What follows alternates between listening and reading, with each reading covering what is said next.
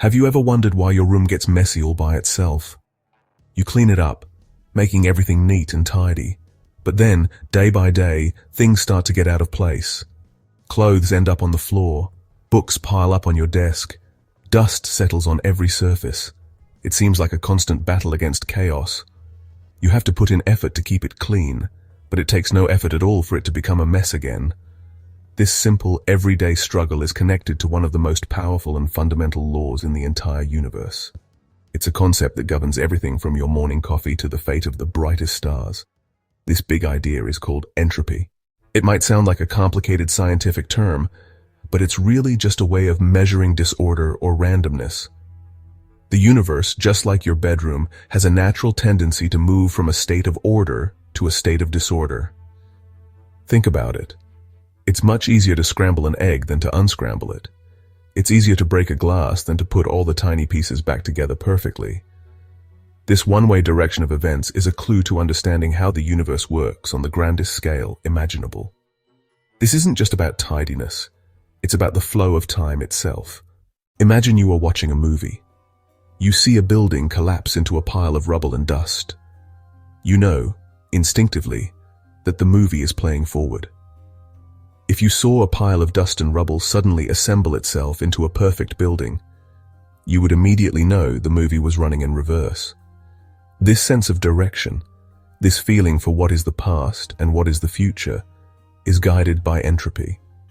Scientists sometimes call entropy the arrow of time because it always points in one direction: forward. When you pour milk into your coffee, the milk swirls and mixes until it's evenly distributed. You will never see the mixed coffee spontaneously separate back into black coffee and pure milk. The mixed state is more disordered, more random, and has higher entropy. The universe works the same way. It started in a very hot, dense, and relatively ordered state right after the Big Bang. Ever since then, it has been expanding, cooling down, and becoming more and more disordered. Scientists call it the second law of thermodynamics. It sounds intimidating, but the core idea is simple and powerful.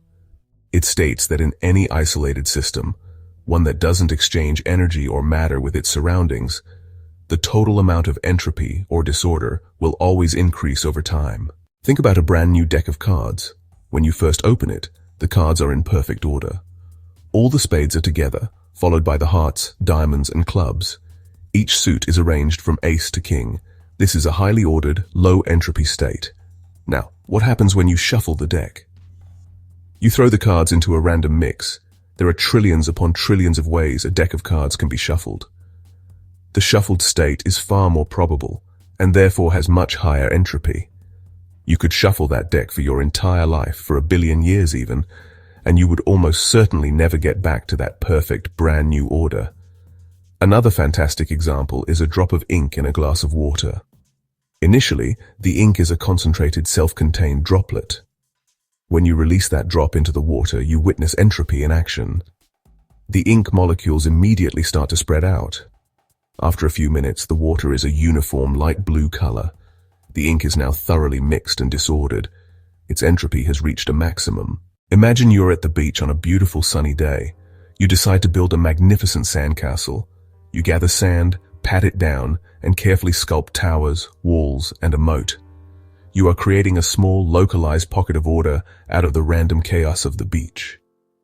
But what happens when you leave your sandcastle to face the elements? The wind starts to erode the delicate towers, and eventually, the tide comes in. The waves wash over your creation, and with each pass, the walls crumble and the towers fall. Soon there is no trace of your sandcastle left. The entropy of the sandcastle system has increased, returning to its natural high-entropy state.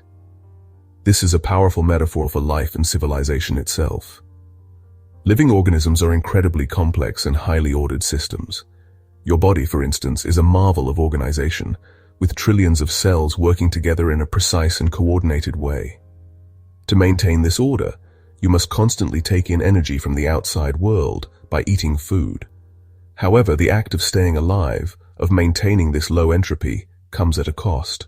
Stars, the brilliant jewels of the night sky, seem like symbols of perfect order and enduring power.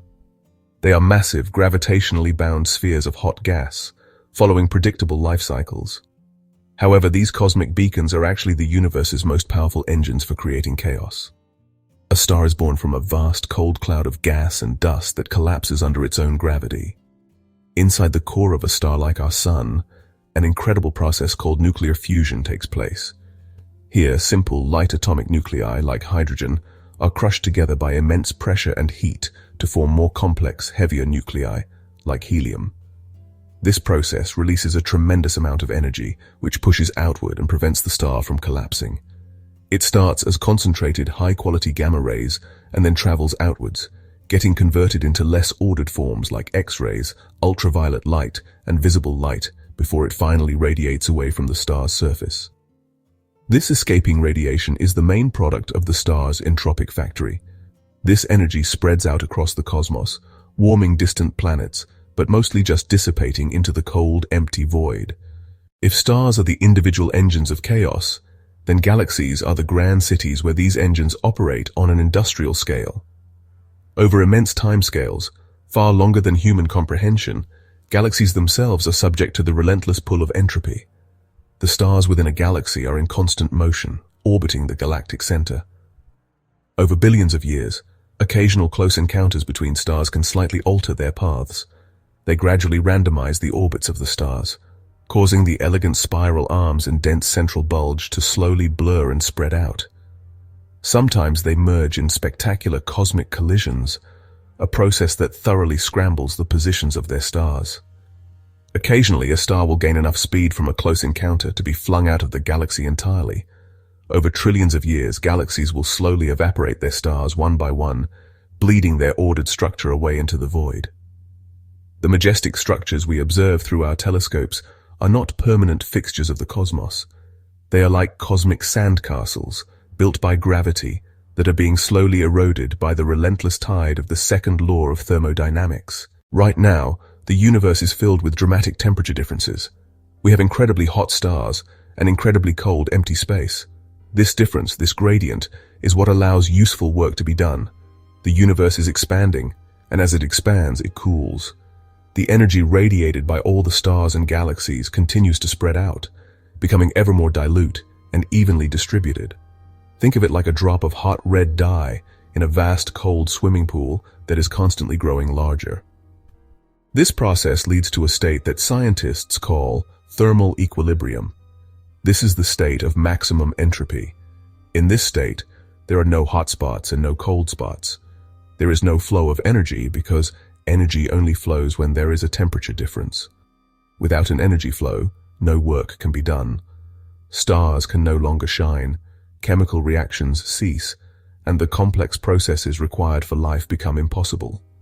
All the useful low-entropy energy will have been converted into useless high-entropy waste heat. This concept is famously known as the heat death of the universe. The name might sound dramatic and fiery, but honestly the reality it describes is the exact opposite. It's not an end in a blaze of glory, but a slow, gradual fade into a state of perfect, eternal quiet and cold. The heat death theory proposes that the universe will eventually reach a state of maximum entropy. This means that all the energy within the cosmos will have spread out as evenly as possible. Imagine the universe as a giant room. In the beginning, you had hot fires, stars and cold corners, empty space. But over time, the heat from the fires spreads throughout the room until the entire space is the same lukewarm temperature. In this state of thermal equilibrium, there are no temperature differences left.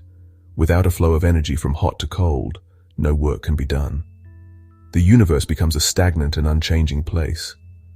This state is called the heat death, not because it is hot, but because all the useful heat energy, the energy that can perform work, has been degraded into a useless, uniform, low-level thermal energy. It's the final victory of disorder. Every structure, from stars and planets to the atoms that form them, represents a pocket of order. The heat death scenario describes a future where all these structures have decayed and their energy has been scattered. The universe becomes a thin, featureless soup of subatomic particles and low-energy radiation, all at the same frigid temperature, just a tiny fraction above absolute zero. The first major stage on the road to heat death is called the stelliferous era, which is the era we are currently in. the age of stars. In about 100 trillion years, the last of the small, long-lived red dwarf stars will have burned through their hydrogen fuel. They won't explode in brilliant supernovae, but will instead quietly fade away, becoming cold, dark objects known as black dwarfs. When the last red dwarf flickers out, the universe will lose its primary source of light and heat. The cosmos will enter a new, profoundly dark age, known as the degenerate era. During this era, the universe will be populated by the dead remnants of stars, black dwarfs, neutron stars, and black holes. Planets will continue their silent orbits around these stellar corpses, bathed in perpetual darkness.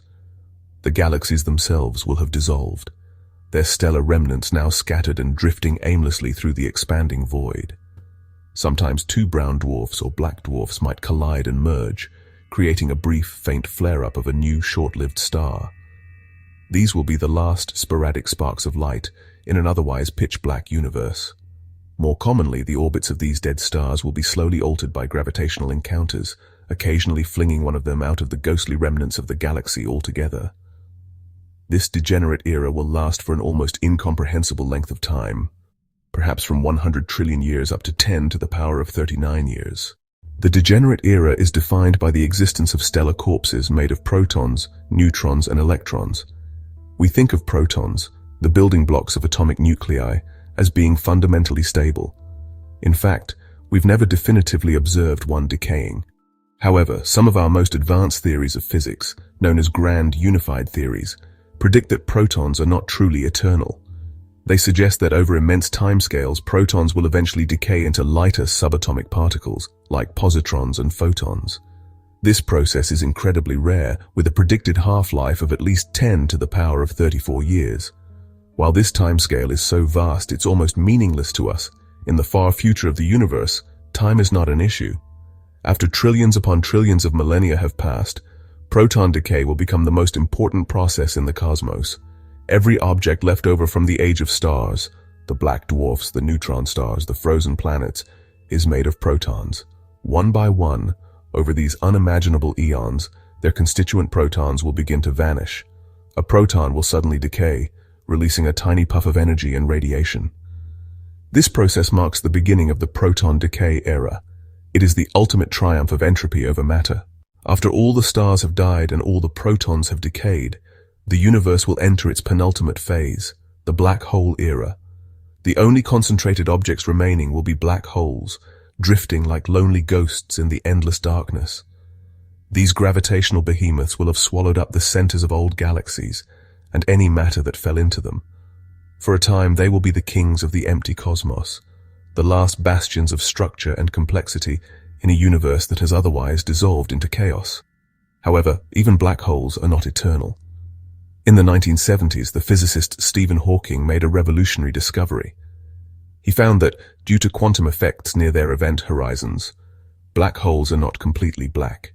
They emit a faint trickle of particles and radiation into space, a process now known as Hawking radiation. This means that black holes are slowly, incredibly slowly, evaporating. A stellar mass black hole would take around 10 to the power of 67 years to evaporate completely. The black hole era will be the longest of them all, dominated by the slow, silent death of these final cosmic objects. As they radiate away, they convert their ordered mass directly into a disordered spray of thermal energy, increasing the universe's entropy one last time. As the last and largest black hole radiates away its final particle, it will go out not with a bang, but with a final faint whisper of radiation fading into the void. When the last black hole has evaporated, the universe will have finally reached its end state. This is the dark era, the true heat death. The cosmos will be a near-perfect vacuum, populated only by a sparse, ever-cooling gas of photons and other elementary particles. All structure will be gone. All temperature differences will have vanished. Time itself will lose its meaning, as there will be no processes left to mark its passage. The universe will have reached maximum entropy, a state of eternal, unchanging, and absolute stillness. Any form of life as we know it would be impossible. Life requires energy, specifically a flow of energy from a hot source to a cold sink. But in a universe at thermal equilibrium, there are no hot sources left. Everything is the same temperature. The chemical reactions that power our bodies would cease. The universe would simply be too cold and too empty to support the complex, ordered structures that define living beings. So, the universe becomes a silent stage, devoid of actors. Contemplating the heat death of the universe can feel deeply unsettling. It suggests a future where everything we know and value, stars, planets, life, civilization, thoughts, and memories, will eventually cease to exist. If the ultimate fate of the cosmos is a state of empty stillness, does that mean that everything that happens within it is ultimately meaningless? This is perhaps the most profound philosophical question that arises from the science of entropy. One way to look at it is to shift our perspective on what gives something meaning. Does a beautiful song have less meaning because it eventually ends? Is a wonderful life less valuable because it is finite? The beauty and significance of the song are found in the listening, in the experience of its melody and harmony. Similarly, the meaning of our lives and our universe might not be found in their final destination, but in the incredible journey they take to get there. The universe, for a brief cosmic moment, produced a state of affairs that allowed for stars to shine, planets to form, and life to emerge and ponder its own existence. The fact that the universe is capable of producing such complexity and consciousness, even temporarily, is arguably a miracle. We, as conscious beings, are a product of that cosmic evolution. We are the universe's way of observing and understanding itself. For a fleeting period of time, the cosmos is not just a collection of particles and energy. It is also a place of thought, art, love, and discovery. That this happens at all is perhaps more important than the fact that it will one day end. Ultimately, the story of entropy and the heat death doesn't have to be one of despair. It can also be a powerful call to appreciate the present. It highlights the preciousness and rarity of the ordered, energetic world we live in.